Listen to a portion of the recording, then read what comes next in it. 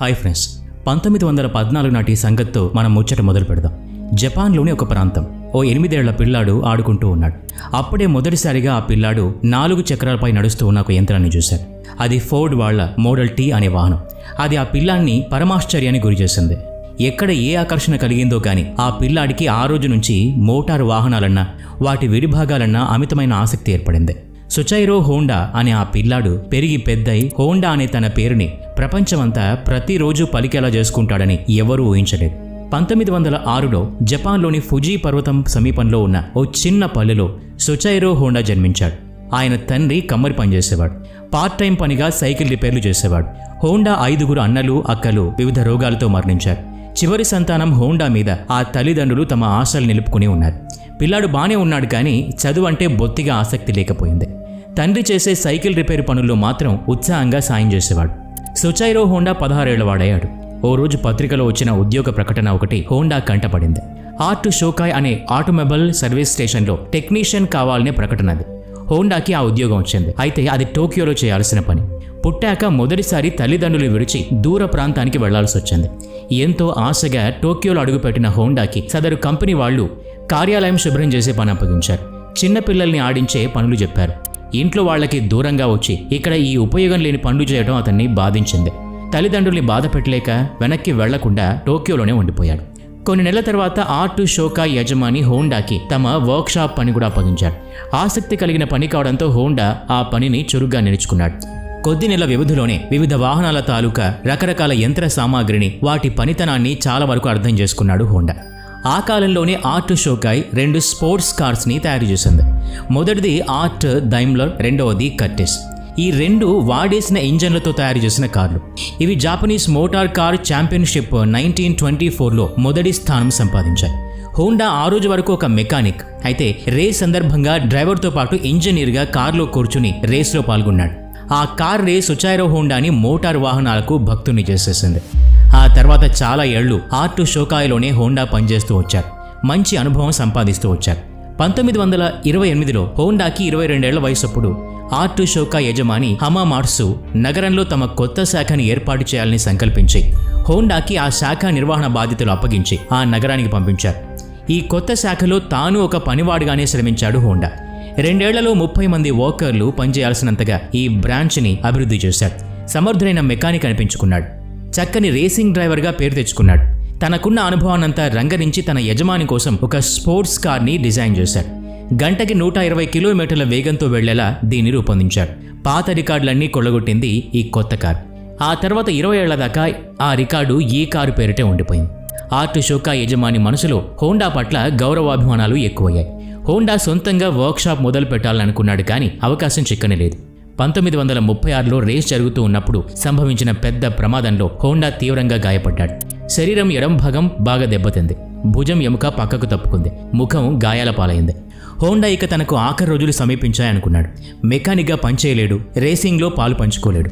చాలా నెలలకు ఆరోగ్యం కుదురుకున్న తర్వాత ఆర్ట్ షోకాయ్ యజమాని కలిసి ఇక తాను పని చేయలేనని చెప్పేశాడు. అయితే స్పేర్ పార్ట్స్ తయారు చేసే కంపెనీని తన యజమాని ప్రారంభించాలని అనుకున్నాడు. ఆ ఆలోచనని యజమానికి చెప్పాడు. ఆర్ట్ షోకాయ్ కంపెనీలో స్టేక్ హోల్డర్లు హోండా ఆలోచనని తిరస్కరించారు. ఇప్పటికే వాళ్లకు కావాల్సినంత లాభాలు అందుతూ ఉన్నాయి. కొత్త వ్యాపారం చేసే సాహసం చేయడానికి సిద్ధంగా లేరు. ఇక లాభం లేదని హోండా ఆ విడిభాగాల తయారీ కంపెనీని తానే సొంతంగా స్థాపించాలని నిశ్చయించుకున్నాడు. 1936లో 30 ఏళ్ల వయసులో ఉన్న హోండా తన స్నేహితుడితో కలిసి టోకాయ్ సెకీ హెవీ ఇండస్ట్రీని తెరిచాడు. తన స్నేహితుడు సిచైరో కాటోని ప్రెసిడెంట్గా నియమించాడు. కంపెనీ స్థాపిస్తే చాలదుగా, ఉత్పత్తి కారకాల్లో ప్రధానమైన పెట్టుబడి సొమ్ము చేతిలో లేదు. పగలంతా ఆర్ట్ షోకాయ్ కోసం పనిచేసేవాడు. రాత్రి సమయంలో తన సొంత కంపెనీలో ఇంజన్ పిస్టన్ తయారీ కోసం శ్రమపడేవాడు. రోజులు గడిచినా హోండాకి తాను చేసే పనిలో ఎలాంటి వృద్ధి కనిపించలేదు. పగలు రాత్రి పనిచేయటం మూలంగా మనిషి బలహీనమైపోయాడు.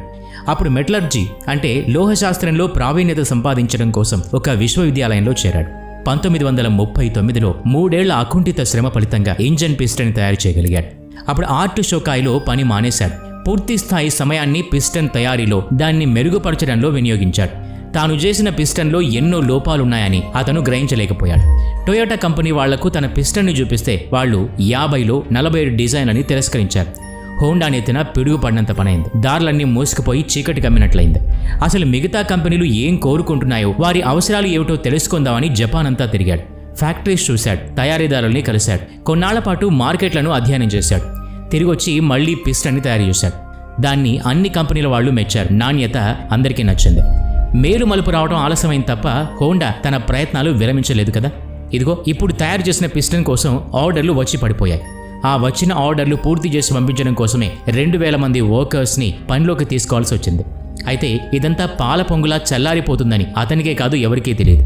1941లో జపాన్ రెండో ప్రపంచ యుద్ధంలో పాల్గొంది. జపాన్ ప్రభుత్వం తమ దేశంలోని ఎన్నో కంపెనీల్ని తన అధికారంలోకి తీసుకుంది.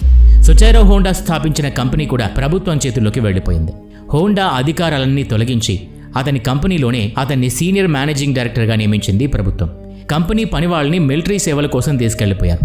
3 ఏళ్ల పాటు అంతా గడ్డుకాలం నడిచింది. 1944లో ప్రత్యర్థి సైన్యాలు జపాన్ మీద కురిపించిన మిసైల్ బాంబర్లలో ఒకటి నేరుగా హోండా కర్మాగారం మీద పడింది.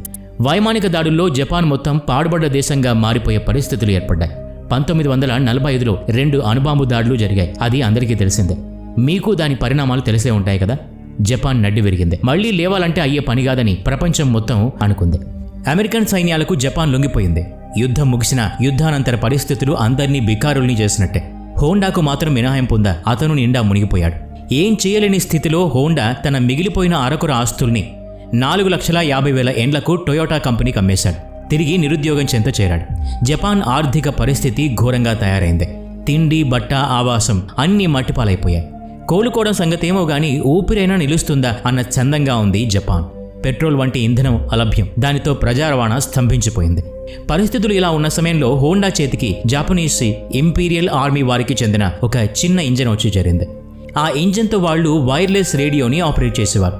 హోండా బుర్ర నిండా పరిశోధకుడే ఉన్నాడు కదా. ఆ ఇంజన్ని చూస్తూ ఉంటే అతనికి ఒక ఆలోచన కలిగింది. ఆ ఇంజన్ని బైస్కిల్కి అమర్చడం ద్వారా ఇంజన్ అమర్చిన సైకిల్ ఒకటి ఉంటే జనాభాకి ఎంతో వెసులుబాటుగా ఉంటుందని ఆలోచించాడు. అందరికీ నచ్చింది కూడా. వాడేసిన ఇంజన్లు చాలా సేకరించాడు. అయితే జనం విపరీతంగా ఆ సైకిళ్ల కోసం ఎగబడసాగారు. హోండా సొంతంగా ఒక కొత్త డిజైన్ని తయారు చేయాల్సి వచ్చింది. మీకిక్కడ ఒక విషయం చెప్పాలి. చరిత్రలో మొదటిసారిగా హోండా సంస్థ లోగో ముద్రించబడిన ఇంజన్ ఈ కొత్త డిజైన్ మిషన్ మీద వేశారు. కానీ భారీ ఎత్తున సైకిళ్లను తయారు చేసేందుకు సరిపడా మూలధనం లేదుగా. హోండా విశ్వాసం చూడండి. అతను 18,000 మంది దుకాణదారులను ఉద్దేశించి ఒక బహిరంగ లేఖ రాశాడు. 3,000 మంది దుకాణదారుల నుండి సమర్థన వచ్చింది. ప్రజలు హోండాని నమ్మారని వేరే చెప్పాలా? కొంత డబ్బు అడ్వాన్స్డ్గా ఆ దుకాణాల యజమానుల నుంచి అందింది. మరో 3 ఏళ్లకి హోండా ఒక మోటార్ సైకిల్ని తయారు చేశాడు. అది మార్కెట్ అవసరాలకి తగ్గట్టుంది. దాని పేరు సూపర్ కప్. నిజంగానే జనాలకి నచ్చేసింది. ఇలా చెప్తే మీరు మామూలుగా భావిస్తారేమో, సాక్ష్యం కూడా ఉంది. 1958లో అమెరికా మార్కెట్లో గొప్పగా చలామణిలో ఉన్న ట్రయంఫ్, హ్యార్లీ డేవిడ్సన్ అమ్మకాల్ని మించి దూసుకుపోయింది హోండా వారి సూపర్ కప్. హోండా లోపల ఒక రేసర్ ఉన్నాడు కదా, అతను స్పోర్ట్స్ బైక్ తయారీకి పూనుకున్నాడు. రేసర్లను కలిసి వాళ్ళు వాడే వాహనాల విశేషాలు గ్రహించాడు. ఏమేం ఫీచర్లు ఉండాలో రాసుకున్నాడు. వాళ్ళకి ఏం కావాలో అడిగి తెలుసుకున్నాడు. ఆ కాలంలో రేసింగ్ ఒక ఎత్తైతే దానికి మించిన రేస్ తయారీదారుల మధ్య ఉండేది. రేసింగ్ని తమ వాహనాల మార్కెటింగ్ ప్రచారం కోసం అద్భుతంగా వాడుకోవాలనే పోటీ బైక్స్ తయారీదారుల మధ్య చాలా గట్టిగా ఉండేది. ఫలితంగా హోండా కొద్ది కాలానికే తన స్పోర్ట్స్ బైక్ని మార్కెట్లోకి విడుదల చేశాడు. 1962 నాటి అంతర్జాతీయ రేసింగ్ పోటీలో హోండా తయారు చేసిన బైక్ ప్రథమ స్థానంలో నిలిచింది. టైటిల్ గెలిచింది. హోండా టైటిల్ కూడా ప్రపంచమంతా మారుమ్రోగింది. 1960లలో హోండానే బైక్స్ తయారీలో ప్రపంచ మార్కెట్లలో అన్నిటికంటే ముందుకు దూసుకుపోయింది. 1968 నాటికి 1 కోటి బైక్స్ నమ్మింది. ఇక్కడ హోండాకి 62 ఏళ్ల వయసు వచ్చింది. సక్సెస్ అందుకున్నాడు. అయితే బాల్యంలో కలగన్న కోరిక మాత్రం అలాగే ఉండిపోయింది. కార్ మ్యానుఫ్యాక్చరింగ్లోకి దిగాలని అనుకున్నాడు. చాలా మంది అతని ఆలోచనని విరమించుకోమని సలహా ఇచ్చారు. అతను వాళ్ల మాటల్ని పట్టించుకోలేదు.